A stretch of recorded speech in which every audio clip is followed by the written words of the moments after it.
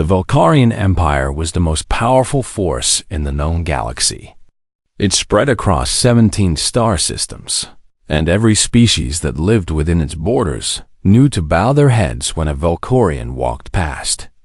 They were tall creatures, standing merely 7 feet in height, covered in fur that ranged from deep black to silver gray. Their eyes glowed like molten gold, and their teeth were sharp enough to tear through metal.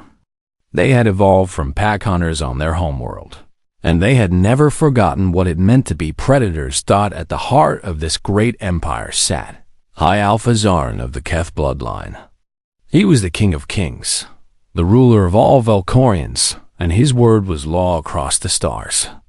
He had held this position for 300 years, for his kind lived far longer than most species. In all that time, no one had dared to challenge his rule.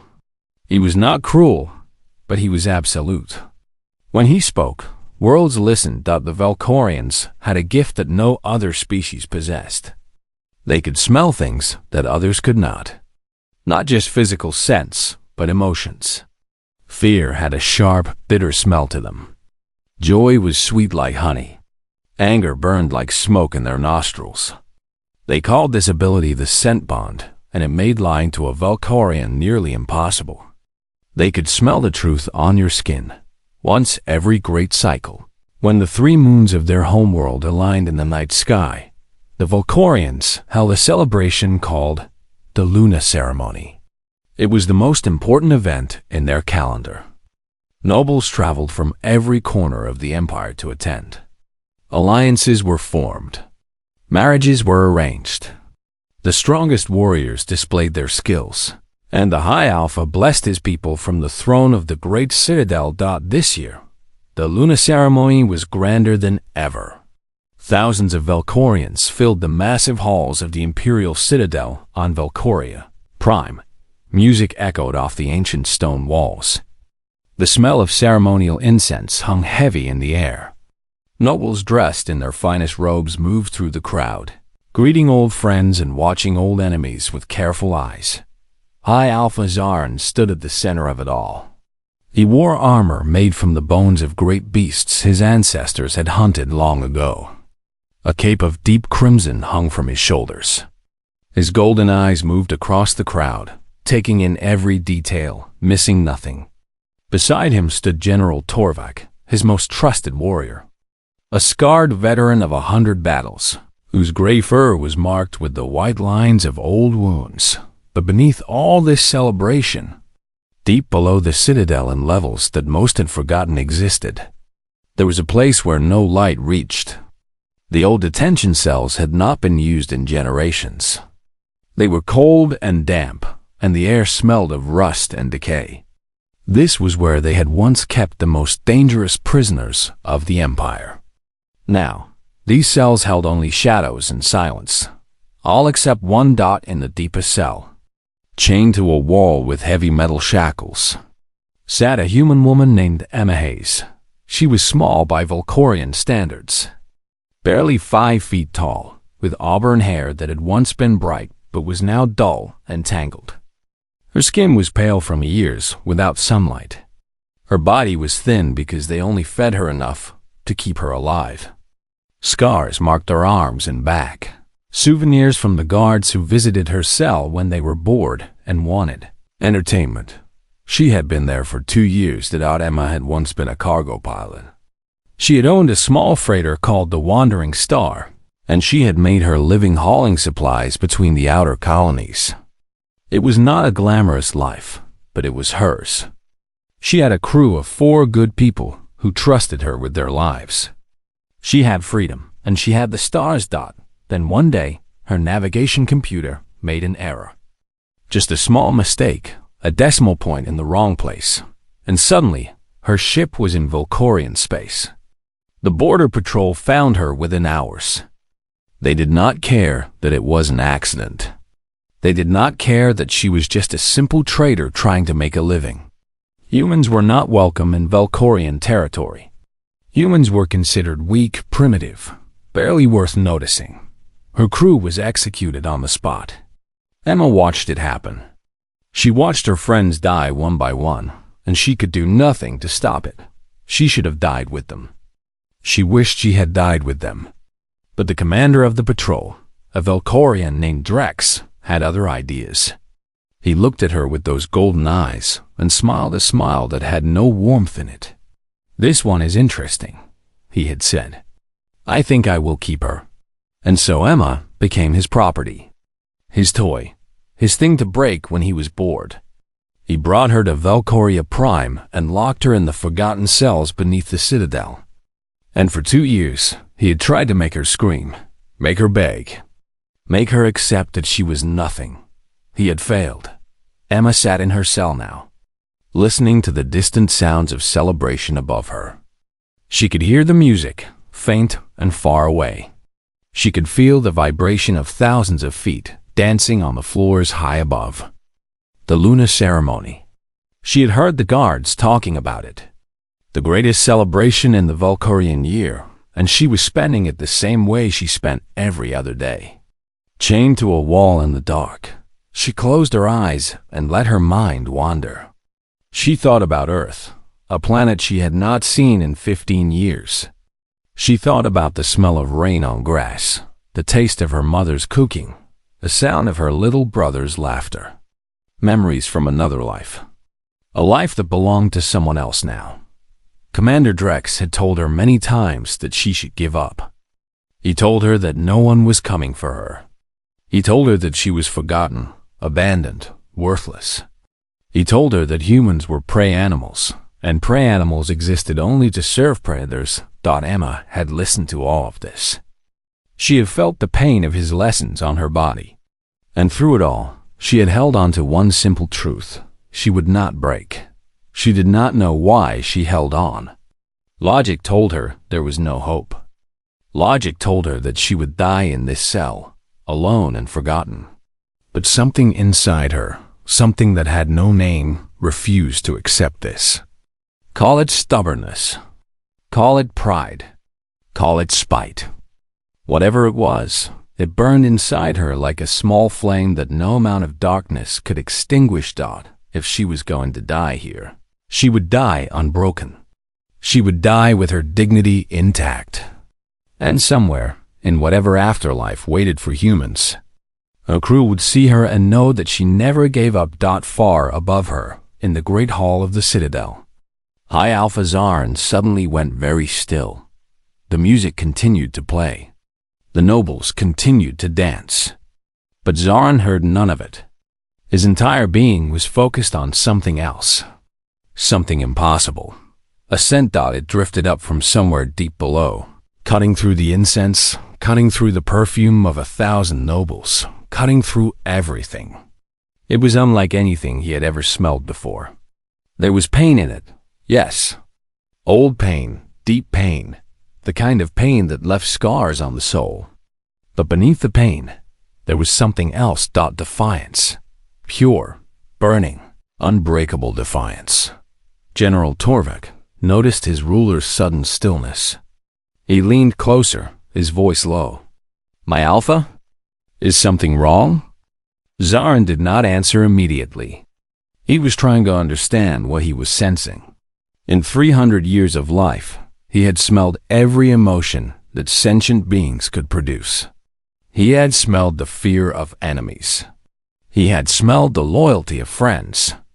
He had smelled love and hate, joy and sorrow, hope and despair. But he had never smelled anything like this. "There is someone beneath us," Zarn said finally. His voice was quiet, but there was an edge to it that made Torvik straighten. "Someone who should not be there. Beneath us, my Alpha? The lower levels have been empty for generations. They are not empty now." Zarn turned away from the celebration, his eyes fixed on the floor as if he could see through the stone to whatever lay below. "Find out what is down there, now." The Luna ceremony continued without its king. But in the depths of the Citadel, something was about to change. Something that would alter the course of the Empire forever. And it all began with the scent of a human woman who refused to break. The celebration stopped when High Alpha Zarn left the Great Hall. Whispers spread through the crowd like fire through dry grass. In 300 years of rule, no Alpha had ever walked away from the Luna ceremony. Something was wrong. Something was very wrong. Zarin moved through the corridors of the Citadel with long, fast strides. His royal guard followed behind him, struggling to keep up. General Torvak walked at his side, his hand resting on the hilt of his blade. Neither of them spoke. There was no need for words. The look on the High Alpha's face said everything. They descended deeper and deeper into the Citadel. The polished floors gave way to rough stone. The bright lights became dim torches. The air grew cold and heavy with the smell of age and neglect. These were the old levels, built by Zarin's ancestors long before the Empire had spread to the stars. Most Valkyrians did not even know these passages existed down at the entrance to the detention level. A figure waited for them. Commander Drex stood with his hands clasped behind his back, his gray fur neatly groomed, his posture perfect. But Zarin could smell the fear on him. It rolled off his body in waves, sharp and bitter. "High Alpha," Drex said, bowing low. "This is a most unexpected honor. I must apologize for the condition of these levels. They are used only for storage now. There is nothing here that would interest someone of your status." Zarin did not slow down. He walked past Drex as if the commander were a piece of furniture. His nose led him forward, following that impossible scent through corridor after corridor, past rows of empty cells, deeper into the darkness. Drex hurried after him. "High Alpha, please, let me explain. These are just old holding areas. We use them for broken equipment, old records, things of no value. I assure you, there is nothing here worth your attention." Zarin stopped in front of a heavy metal door. Rust covered its surface. The lock looked like it had not been touched in decades. But the scent was stronger here. It came from behind this door. "Open it," Zarin said. Drex hesitated. His fear grew stronger, and with it came other scents. Guilt, shame, and something darker. Something that made Zarin's golden eyes narrow with cold anger. "My Alpha, I must explain. What is behind this door is merely a curiosity. A human. I captured it during a border incident 2 cycles ago. The creature is worthless. Vermin. I kept it only for study purposes. To understand the weaknesses of lesser species." The lie was obvious. Zarin could smell it clearly. He could also smell what Drex was trying to hide. Cruelty. Pleasure taken in causing pain. The scent of a predator who had found prey he could torment without consequence. "Open the door," Zarin repeated. His voice was soft, almost gentle. That was the most dangerous voice he had. Drex knew better than to refuse again. With shaking hands, he pulled out a key and unlocked the door. The metal groaned as it swung open. The smell that poured out was overwhelming. Old blood. Unwashed body. Sickness. Despair and beneath it all, that burning defiance. Torchlight spilled into the cell. It was small, barely large enough for a Valkyrian to stand in. The walls were stained with things Zarin did not want to identify. In the corner, chained to the wall by heavy metal shackles, sat the smallest sentient being Zarin had ever seen. A human female. Her hair was matted and dirty. Her clothes were torn rags. Her body was so thin that Zarin could see her bones pressing against her skin. Scars covered her arms and legs. Some were old.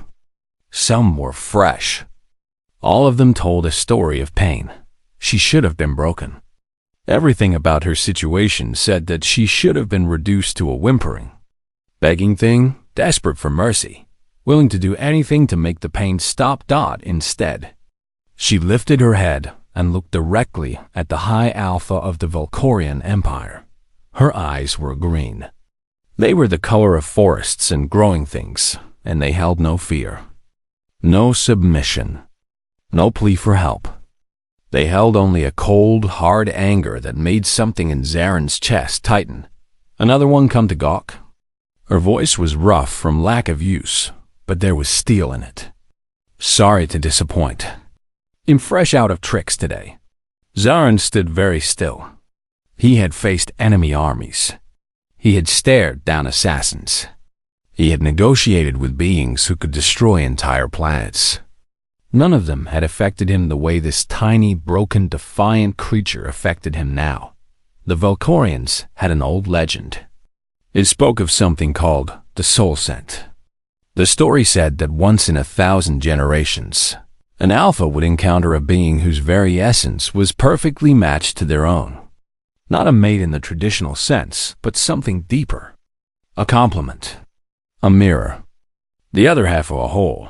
Most Valkorians believed it was just a myth. A romantic story told to young ones before sleep.zren was no longer sure. He turned to Commander Drex. The movement was slow, controlled. Zaren had learned long ago that the most dangerous predator was not the one who attacked in rage. It was the one who attacked in perfect calm. How long has she been here? Drex swallowed. 2 cycles, my alpha. Perhaps a little longer. I did not keep exact records. 2 cycles. Zaren reached out and grabbed Drex by the throat. The movement was so fast that no one saw it happen. One moment Drex was standing. The next moment he was lifted off the ground, his feet kicking uselessly, his hands clawing at the iron grip around his neck. 2 cycles, Zaren said again. You have kept a sentient being in this cell for 2 cycles. You have tortured her, starved her, treated her like an animal, and you did this beneath my citadel. During my ceremony, in my empire, Drex tried to speak. His words came out as choked gasps. She is just a human, a prey species. They have no rights under imperial law. I did nothing wrong. Zaren looked back at Emma. She was watching the scene with an expression that might have been satisfaction. There was no pity in her eyes for the Valkorian who had tormented her. There was no fear at the violence happening in front of her. There was only a cold, patient waiting. Tell me, Zaren said to her, what did he do to you? Emma was silent for a moment. Then she shrugged, as much as her chains would allow. Does it matter? He's not the first monster I've met. He won't be the last. People like him exist everywhere. In every species. On every world. They find the weak, and they hurt them because it makes them feel strong. You are not weak. No, her eyes met his. I am not. Zaren turned back to Drex. The commander was turning blue, his struggles growing weaker. You are wrong about something, Commander. Humans are not a prey species. Do you know how I know this? Drex could not answer. Because prey breaks. Prey gives up. Prey accepts its fate and waits to die. Zaren tightened his grip. This human has been in your care for 2 cycles. She has endured everything you could do to her. And she has not broken. Her spirit is stronger than yours ever was. He released Drex. The commander fell to the ground. Gasping for air, clutching his throat. General Torvik. Yes. My alpha. Commander Drex is guilty of crimes against imperial honor. He has brought shame upon this citadel and upon our people. The sentence is death. Execute him now. Torvik did not hesitate. His blade sang as it left its sheath. One clean stroke, and Commander Drex was dead before his body hit the ground. Zaren stepped over the corpse without looking at it. He approached Emma slowly, the way one might approach a wounded animal. Not because he feared her, but because he respected her. She had earned that respect in ways that most Valkorians never would. I am going to remove your chains, he said. Do you understand? Emma looked at him for a long moment. Why? Because no being who has shown such strength deserves to remain in chains. I don't want your pity.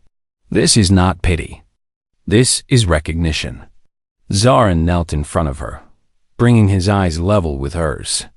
For a moment, the High Alpha of the Valkorian Empire was not a king.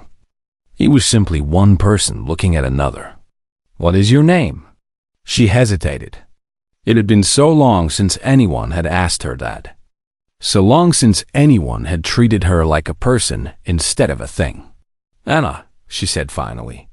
"Emma Hayes. Emma Hayes." He spoke her name like it was something valuable, something worth remembering.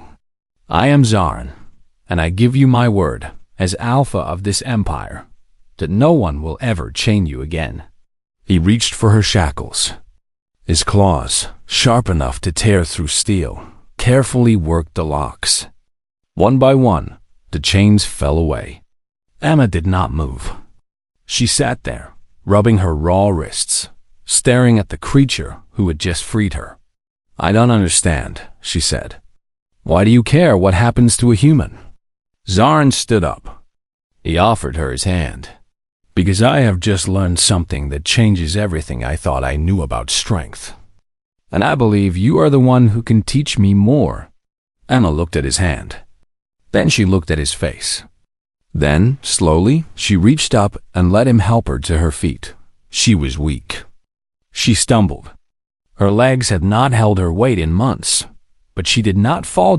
And in that moment, standing in a cell that had been her prison for 2 years, surrounded by the most powerful beings in the galaxy, a small human woman took her first step toward freedom. It was a small step, but it was hers, and that made all the difference. Emma did not trust Zarin. She made that very clear from the first day. They moved her from the cell to guest quarters in the upper levels of the Citadel. The room was larger than any home she had ever lived in on Earth. There was a bed with soft blankets. There was a window that looked out over the city. There was a bathroom with running water and soap that smelled like flowers. There was food. Real food. Fresh food. More food than Emma had seen in 2 years. She sat in the middle of the floor and refused to touch any of it. Medical staff came to examine her. They were Valkorians, tall and intimidating, but they moved carefully around her. Word had spread about what the High Alpha had done to Commander Drex. No one wanted to be the next example. Emma let them treat her wounds. She let them give her medicine for the infections that had been slowly killing her. She let them run their scanners over her body. She was practical enough to know that she needed help, but she did not thank them. She did not speak to them unless she had to. And when they left, she went back to sitting in the middle of the floor, watching the door like she expected someone to come through it with chains. An attendant was assigned to her. A young Valkorian female named Lisha, with silver fur spotted with darker patches. Lisha was nervous around Emma at first. She had never seen a human before, but she was kind, and she genuinely wanted to help.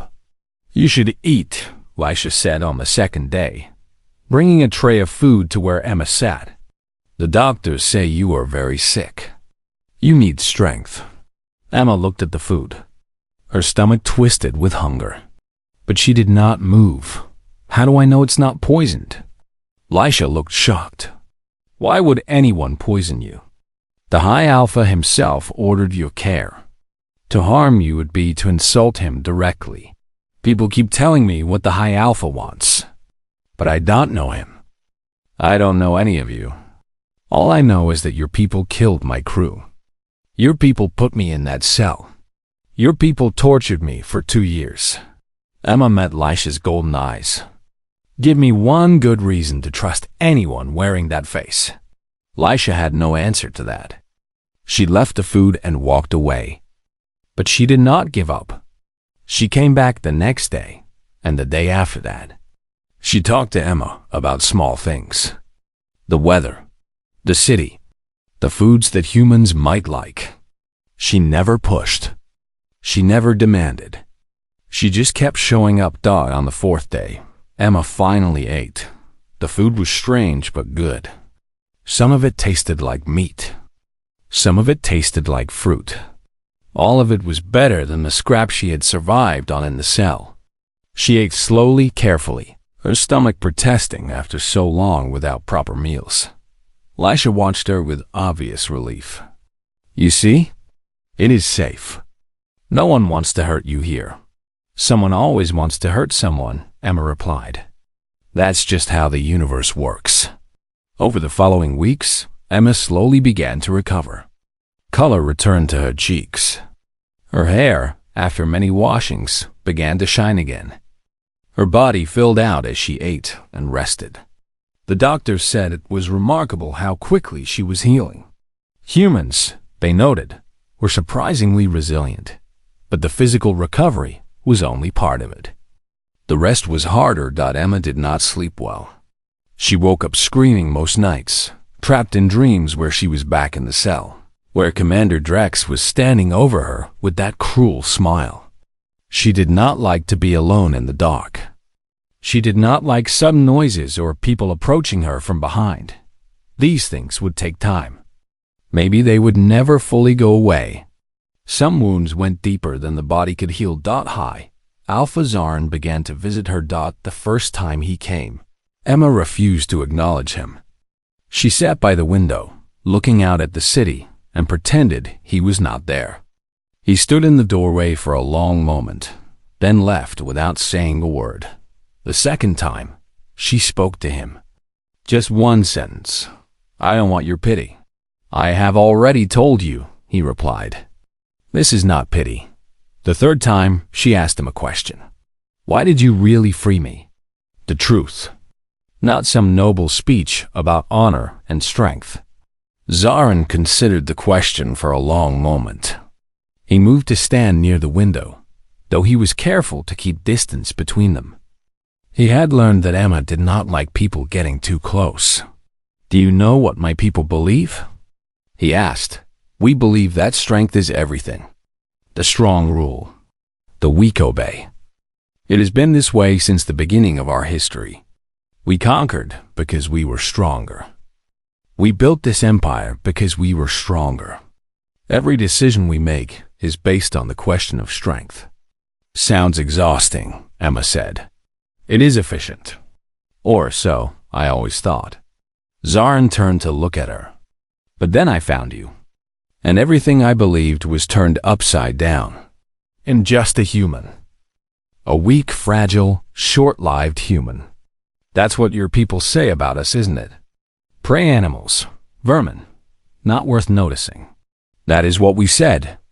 That is what we believed. And we were wrong. Emma finally looked at him. Explain. Your species is not strong. Not by our standards. You cannot smell emotions. You cannot see in the dark. Your claws are soft, your teeth are dull, your senses are limited. You live for a fraction of the time that we do. By every measure we use, humans should be nothing. You should have died out long ago. You should have been conquered and forgotten like 100 other weak species. But we weren't. No, you weren't. Zarin sat down on the floor across from her. It was a surprisingly humble gesture for a being of his power. I have studied your people, Emma, your history, your wars, your struggles. Do you know what I found? Emma waited. I found a species that refuses to accept defeat. I found people who fight back against impossible odds, not because they believe they can win, but because surrender is simply not an option. I found beings who will crawl through fire and blood and suffering, and somehow find the strength to keep going when any reasonable creature would stop. He leaned forward. You were in that cell for 2 cycles. 2 cycles of pain and darkness and despair. Every psychological model we have says you should have broken. The mind cannot endure that kind of treatment. It is simply not possible. But you did not break. Your spirit remains intact. And I need to understand how, why. Because my empire is vast. Because my people are powerful. And because I am beginning to realize that power alone is not enough. There is something else. Something that your species has and mine does not. something that makes you dangerous in ways that have nothing to do with strength. Emma was quiet for a long time. She looked out the window at the alien city, at the 3 moons rising in the sky, at the world that had been her prison and might now become something else. "We call it spite," she said finally. "Spite? It's the refusal to give up, even when giving up makes sense. It's the willingness to suffer, just to prove a point. It's looking at someone who wants to destroy you and saying, no, not today, not ever, not while I still breathe." She turned back to Zarin. "Drex wanted me to beg. He wanted me to cry and plead and admit that I was nothing. And every time he hurt me, I thought about that. I thought about giving him the satisfaction of seeing me break. And I decided that I would rather die than let him have that. That is spite? That's spite." Zarin considered this. "It sounds painful. It is. It's the most painful thing in the universe. But it's also the only thing that kept me alive." Emma stood up. She walked to the window and looked out at the moons. "Your people think strength is about being bigger and faster and more powerful than everyone else. But that's not strength. That's just luck of birth. Real strength is choosing to keep going when everything inside you wants to stop. Real strength is standing up when you have every reason to stay down." She looked back at him. "I don't know if your people can learn that. I don't know if anyone can learn it who hasn't lived it. But that's what kept me alive in that cell. Not hope, not faith. Just pure, stubborn, burning spite." Zarin rose to his feet. He looked at this small human woman, this creature who should have been nothing. And he felt something he had not felt in centuries. Humility. "Then perhaps," he said slowly, "spite is exactly what this empire needs." Emma almost smiled. "Almost. Be careful what you wish for. Alpha King, spite has a way of burning everything it touches, including the person who holds it. I am willing to take that risk." "Why?" Zarin walked to the door. He paused there, looking back at her one last time. "Because I have spent 300 years being strong, and I am tired. Perhaps it is time to try something different." He left her alone with the moons and the city, and the strange new world that was slowly becoming less strange. And for the first time in 2 years, Emma Hayes allowed herself to feel something other than anger. It was not trust. Not yet. Maybe not ever. But it was a start. And sometimes a start was all you needed. News of the human woman spread through the empire like wildfire. The story had everything. A cruel commander. A secret prisoner. The High Alpha himself abandoning the Luna ceremony to investigate. An execution in the depths of the Citadel. And now, the most powerful being in the galaxy was keeping a human in his guest quarters and visiting her regularly. Some Valkorians were angry. Humans were a minor species, barely worth acknowledging. They had no place in the Imperial Citadel. They had no right to the High Alpha's attention. This was an insult to every noble bloodline in the Empire. Others were curious. What was so special about this human? What had she done to capture the interest of a being who had seen everything the galaxy had to offer? Some began to research humanity, reading old records from first contact, studying the strange little creatures who had spread across the stars despite every disadvantage. A few were afraid. They did not know why.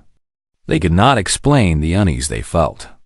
But something about this situation felt wrong to them.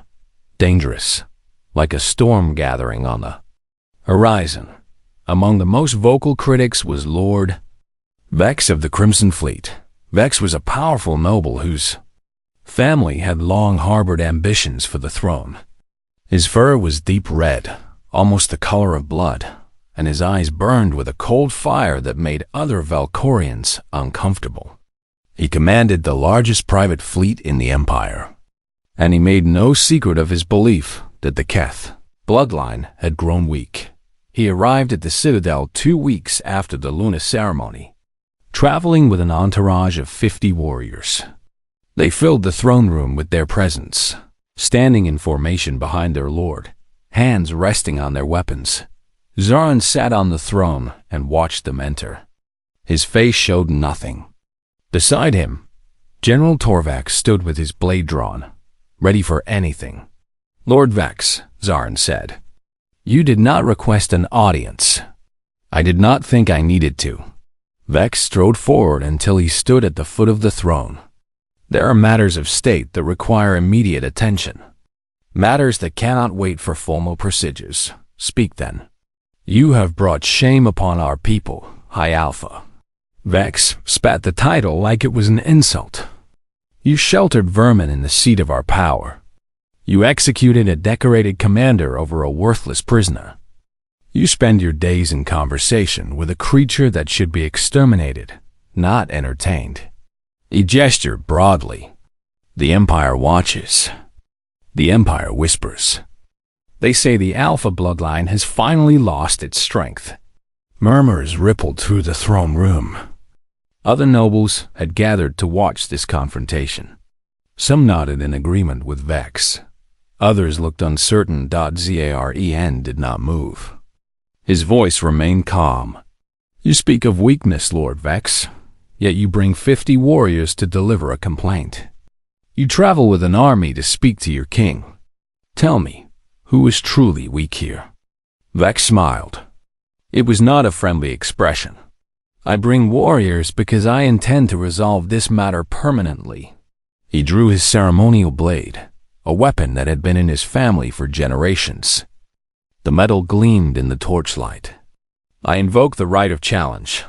Face me in combat, High Alpha. Let us see whose bloodline is truly stronger." The throne room fell silent. The right of challenge was ancient law, older than the Empire itself. Any noble could invoke it against the Alpha.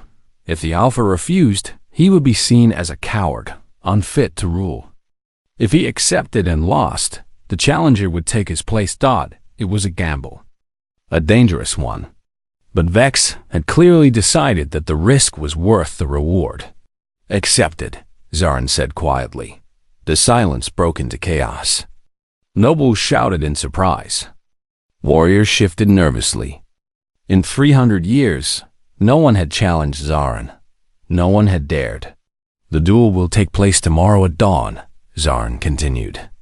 "In the arena. All are welcome to witness." He stood from his throne and looked down at Vex with those cold, golden eyes. "I hope you are prepared, Lord Vex. You have made a choice today that cannot be unmade." Vex laughed. "I am counting on it." That night, Emma found Zarin in the observatory at the top of the citadel. It was a quiet place, far from the noise and politics of the court. Giant windows looked out at the stars, and instruments lined the walls. Used by ancient Velkorians to study the heavens, Zarin stood with his back to the door, staring out at the galaxy. "You should not be here," he said without turning. "If I fall tomorrow, Vex will not be merciful to you." Emma walked to stand beside him. Her footsteps were quiet on the stone floor. "Then don't fall." He turned to look at her. There was something in his eyes that she had never seen before. Doubt. The High Alpha of the Velkorian Empire was afraid. "Vex is younger than me. He has been training his whole life for this moment. His family has wanted the throne for generations. They have studied every weakness of my bloodline, every flaw in my fighting style. He would not have challenged me unless he was certain of victory." "So what? You're just going to give up?" "I did not say that." "You didn't have to. I can see it in your face." Emma stepped closer, close enough that a Velkorian would consider it aggressive. "You're already thinking about losing. You're already planning for defeat. And that's exactly what Hay's counting on." Zarin was silent. "I've watched you for weeks now," Emma continued. "You're not just strong. You're smart. You're patient. You actually care about doing the right thing, which is more than I can say for most beings in positions of power. And now you're going to let some arrogant noble take everything from you because he challenged you at the right moment? You do not understand. The right of challenge is sacred. It must be fought fairly. I cannot use tricks or deception. I'm not talking about tricks. I'm talking about knowing your enemy. Emma folded her arms. Vex is a bully. I know bullies. I spent 2 years learning everything there is to know about them. They all have the same weakness. And what is that? Their ego. Zarin listened. Vex challenged you publicly because he wanted an audience. He needs people to see him win. He needs the validation. He needs everyone to watch him destroy you in combat and prove that he deserves the throne. Emma leaned forward. That means he's going to showboat. He's going to drag the fight out. He's going to humiliate you before he kills you, because the killing isn't enough for him. He needs the spectacle. You cannot know this. I do know it. I know it because Commander Drex was the same way. He didn't hurt me because he needed to. He hurt me because he wanted everyone to see him doing it. He needed to feel powerful, and the only way he could feel powerful was by making someone else feel small. Emma met Zarin's eyes. So don't give Vex what he wants. Don't play his game. End it fast. End it before he can perform for the crowd. Hit him hard, hit him quick, and don't give him a chance to recover. Zarin stared at her for a long moment. You make it sound simple. It is simple. The hard part is believing it. She reached out and touched his arm. It was the first time she had voluntarily touched anyone since leaving the cell. You freed me when you didn't have to. You treated me like a person when everyone else saw me as nothing. That means something to me. It means you deserve to win. She pulled her hand back. So win. Zarin looked at her. Then he looked out at the stars. Then he looked back at her again. Your people truly are remarkable, he said softly. Yeah, well, spite, remember? We don't go down easy.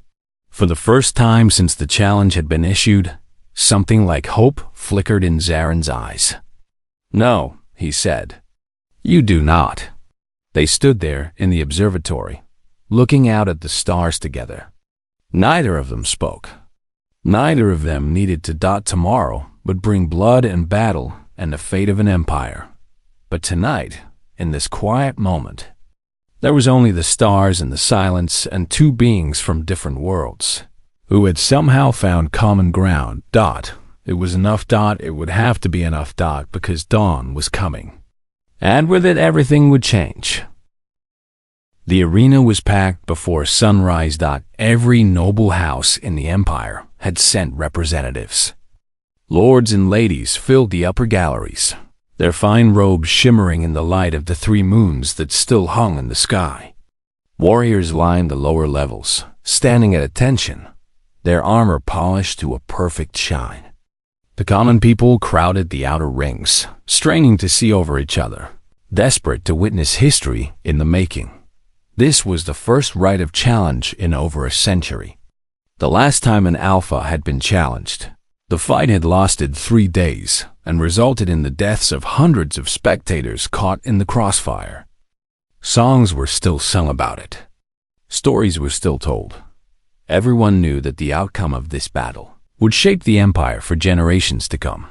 Lord Vex entered first. His armor was magnificent, forged from metal taken from the core of a dying star. His blade was a family heirloom said to be unbreakable. He walked slowly, deliberately, making sure that every eye in the arena was fixed on him. He raised his arms and roared his battle cry, and the crowd responded with howls and cheers. He was playing to the audience, just as Emma had predicted. He wanted a show. Then Zarin entered. He wore no armor. His body was bare except for a simple loincloth. He carried only his father's blade, an old weapon with no decorations, no jewels, nothing to mark it as special. He did not look at the crowd. He did not acknowledge the cheers or the jeers. He walked to the center of the arena and stood there, still as stone. Vex laughed. The sound echoed through the arena. No armor, kinsman? You truly have grown weak. Look at you, standing there like a beast waiting for slaughter. He spun his blade in a complex pattern, showing off his skill. I expected more from the great Zarin, the Alpha who ruled for 3 centuries. The terror of the outer systems. Is this really all you have left? Zarin said nothing. The ritual horn sounded. 3 deep notes that marked the beginning of the duel. After the 3rd note, the fight would be to the death. The 1st note sounded. Vex continued his performance, twirling his blade, flexing his muscles, making sure the crowd saw every inch of his magnificence. The 2nd note sounded. When I am Alpha, Vex announced loudly, things will change. No more weakness. No more sheltering vermin. The Empire will return to what it was meant to be. A pack of hunters, not a gathering of soft creatures who have forgotten their nature. The 3rd note sounded. Vex charged. His blade rose high above his head, catching the light of the moons, positioned for a devastating overhead strike that would split Zarin from crown to chest. It was the kind of attack that looked impressive, the kind that would end the fight spectacularly, giving the crowd exactly the show they wanted. It was exactly the wrong move. Zarin stepped to the side. The movement was small, almost lazy. Vex's blade passed through empty air, where Zarin had been standing a heartbeat before. And then, in one fluid motion that happened so fast most eyes could not follow it, Zarin dropped low and drove his blade upward. The tip found the gap in Vex's armor where the chest plate met the arm guard. An opening no bigger than a coin. But it was enough. The blade pierced Vex's heart. The entire arena fell silent. Vex stood there, his own blade still raised, his face frozen in an expression of complete disbelief. His golden eyes looked down at the simple sword buried in his chest. That is not, he whispered. You did not even. You wanted a performance, Zarin said quietly. Only Vex could hear him. I wanted to end this. Vex tried to say something more. His mouth moved, but no words came out. Then his eyes went dark, and he collapsed to the ground, dead before his body hit the sand. The silence stretched on. No one moved. No one breathed. They had expected a battle that would last hours, perhaps days. They had expected blood and glory and the kind of combat that songs would be written about.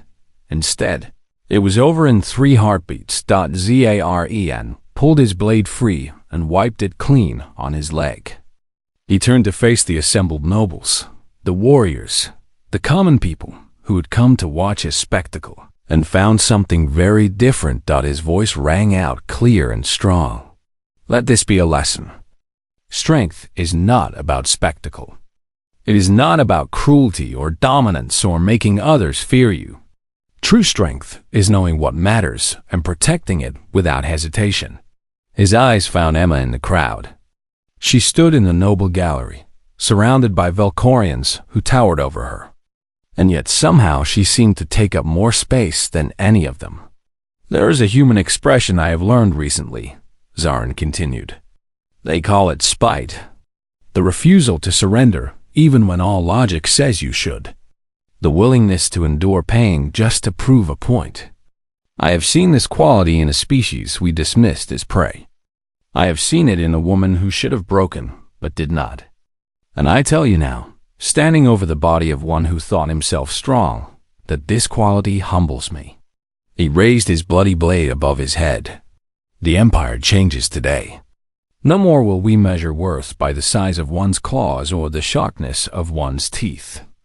We will measure it by the size of one's spirit, by the fire that burns within, even in the darkest moments.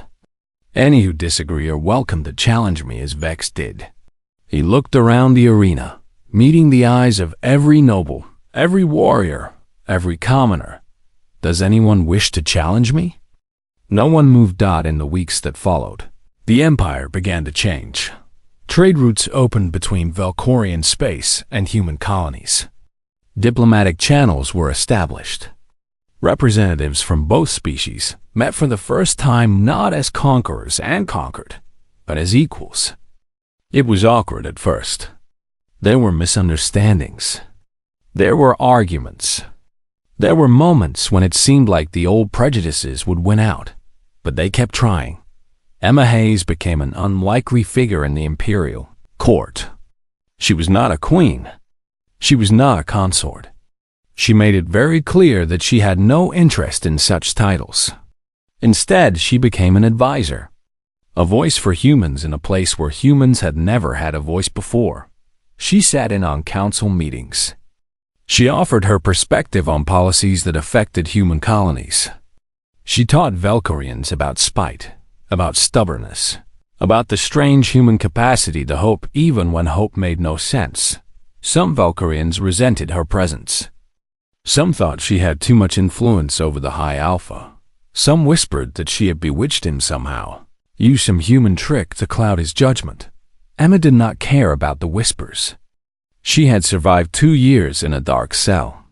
She could survive a few petty nobles' dot, and sometimes, late at night when the citadel was quiet, she would find Zarn in the observatory. They would stand side by side, looking out at the stars, talking about everything and nothing. "Do you ever regret it?" She asked him once. "Regret what?" "Finding me. Freeing me. All of this." She gestured vaguely at the stars, at the Empire, at the strange new world they were building together. "Your life was simpler before." Zarn considered the question. "My life was emptier before," he said finally. "I had power. I had wealth. I had everything that my people value. But I did not have purpose. I did not have someone who would challenge me, argue with me, tell me I was wrong." He looked at her. "I did not have a friend." Emma was quiet for a long moment. "I don't know if I know how to be a friend anymore," she admitted. "That cell took a lot from me. Things I might never get back." "You do not need to get them back. You need only to build something new." She almost smiled. Almost. "You're getting philosophical in your old age." "Alpha King, I have a good teacher." They stood there in the darkness. Two beings from different worlds, united by something that neither of them could quite explain. It was not love, exactly. Not friendship in the traditional sense. It was something new. Something that their peoples would spend generations trying to understand. But they did not need to understand it. They only needed to know that it was real. Far below them, the Empire slept. Millions of beings on thousands of worlds, going about their lives, unaware of the small moments that shaped their future. They did not know about the human woman who had refused to break. They did not know about the king who had learned a new kind of strength. But they would learn. In time, everyone would learn. Because the universe was changing. Old barriers were falling. New alliances were forming.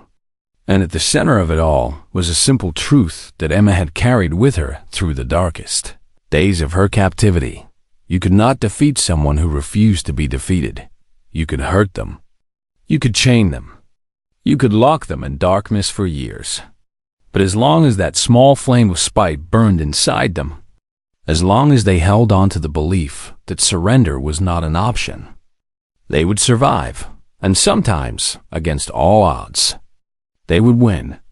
Emma looked out at the stars and thought about her crew, about her ship, about the life she had lost and the life she had found. She thought about Commander Drax and his cruel smile, and about how he had died thinking he was powerful. She thought about spite. "Hey," she said to Zarn. "Yes? Thanks for everything." He turned to look at her. His golden eyes were soft in the starlight. "Thank you," he said, "for teaching me how to be more than what I was." They stood there together until the 3 moons set and the sun began to rise over Volcoria Prime. A new day. A new beginning. And for the first time in a very long time, Emma Hayes looked at the future and felt something she had almost forgotten. Hope. Not spite. Not anger. not the cold determination to survive out of stubbornness, just hope.